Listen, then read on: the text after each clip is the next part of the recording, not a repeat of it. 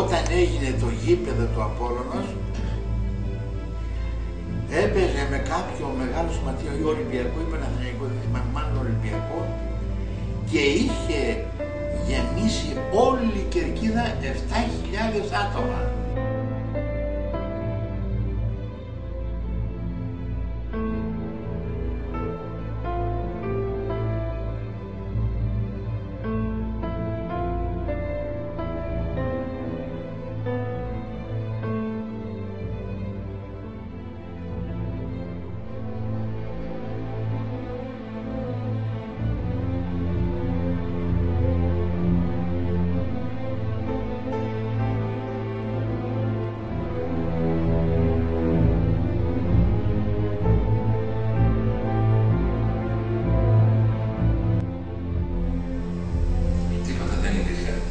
Τα μόνα χρήματα που πήραμε ήταν τα χρήματα που μας έδωσε ο Ζουφάς ο πρόεδρος, 11 εκατοστάρικα. Το ημερομίσθιο την εποχή εκείνη ήταν 30 και 40 δραχμές. Γιατί αυτό? Γιατί εκείνη την εβδομάδα κερδίσαμε τον ΠΑΟΚ και στο κύπελλο και στο πρωτάθλημα. 2-1 και 4-1 το κερδίσαμε τον ΠΑΟΚ. Δεν είχα παπούτσια. Δεν είχαμε παπούτσια η αναχρωματική. Και όποιος προλάβαινε έπαιρνε παπούτσια. Και εγώ έπαιξα ξυπόλυτα με τις κάρτες. Θυμάμαι ο Τσίτογλου και ο Πολέμος, τότε οι βετεράνοι αλλά παράλληλοι και οι άνθρωποι που μαζεύανε τους παίκτες και μου έλεγαν ρε Ποντιάκη, πώς παίζεις ξυπόλυτος? Ξυπόλυτος έπαιζε. Λέω με χτυπάνε τα παπούτσια. Δεν έχω.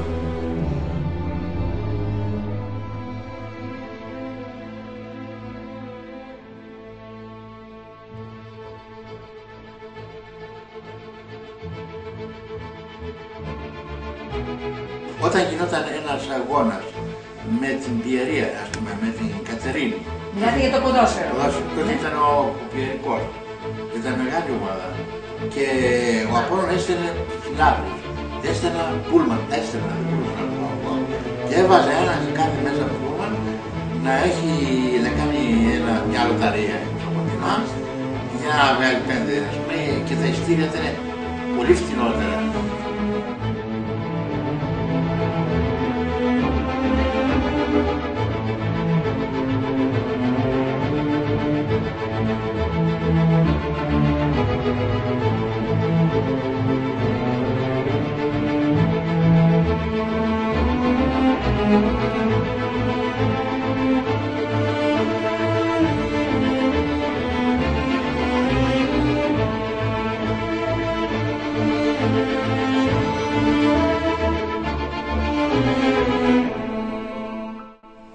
Ερχόταν η επαρχία όταν έπαιζε ο Απόλλων και έλεγα Απόλλων η έδεσα στο πλευρό σου, Απόλλων η Καβάλα στο πλευρό σου, η Αλεξανδρούπολη στο πλευρό σου.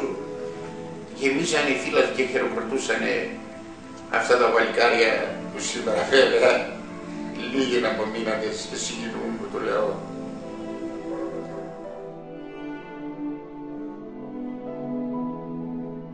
Όταν κάπου περπατούσαμε και ύστερα από μια νίκη που ερχόμασταν και ξέρω εγώ, όποιος μας έβλεπε, αν ήταν στην ταβέρνα, να μας τραβήξει, να μας κεράσει κάτι, που τότε δεν πίναμε σχεδόν κανένας μας. Στα ζαχαροπλαστεία έλαβε ένα γλυκό εδώ, ένα εκεί, δεν ξέρω τι, ούτε τόσο λατρεία, δηλαδή αυτό το πράγμα ήταν χάρμα ιδέστε. Πώς να μην παίξεις για αυτόν τον κόσμο, για αυτόν τον τόπο.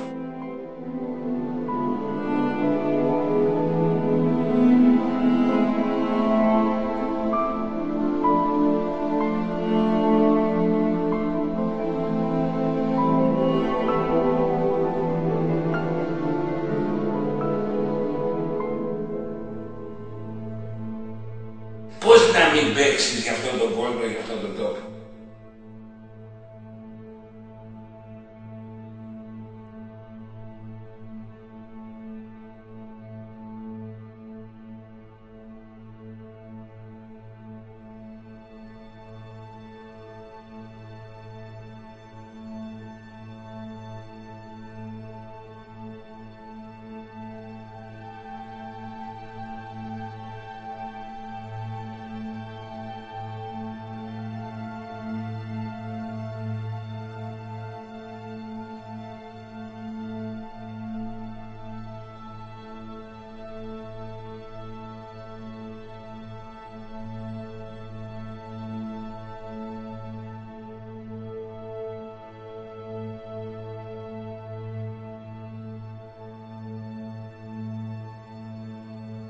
Και υπάρχουν ακόμη άνθρωποι οι οποίοι αγαπάνε τη φανέλα αυτή την κόκκινη.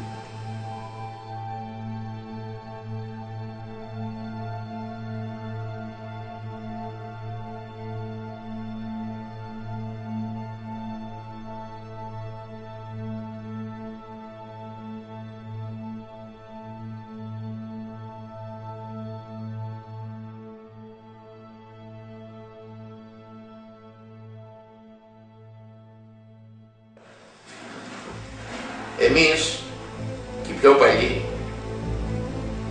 όταν έπαιζε ο Απόλλων, η λύρα ήταν στο προσκήνιο, κεμετζές. Ξεκινούσαν με το κεμετζέ, με τη λύρα, τραγουδώντας μέσα στους δρόμους, μας περνούσαν για χαζούς. Εμείς ήμασταν περήφανοι γιατί ήμασταν πόντιοι. Και δεν είναι μονάχα οι πόντιοι, γιατί μέσα στους πόντιους προσθέθηκαν και άλλοι φίλαθλοι οι οποίοι αγαπούσαν τον Απόλλων. Δεν τους ξεχωρίσαμε. Και αυτοί ακολούθησαν τη λύρα πίσω από εμάς. Και μέχρι τα τελευταία μας ο Απόλλων και μέχρι πριν 2 χρόνια κατέβηκε στους αγώνες πάλι με το κεμετζέ.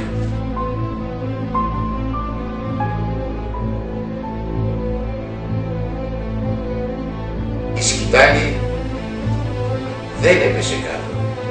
Η σκητάλη μεταδίδεται από τον έναν αθλητή, από τον έναν φίλαθλο στον άλλον, και θα συνεχιστεί αυτό το πράγμα, αυτό το λέω μετά βεβαιότητος, γιατί έτσι ταιριάζει στο χρώμα αυτό που λέγεται Απόλλων.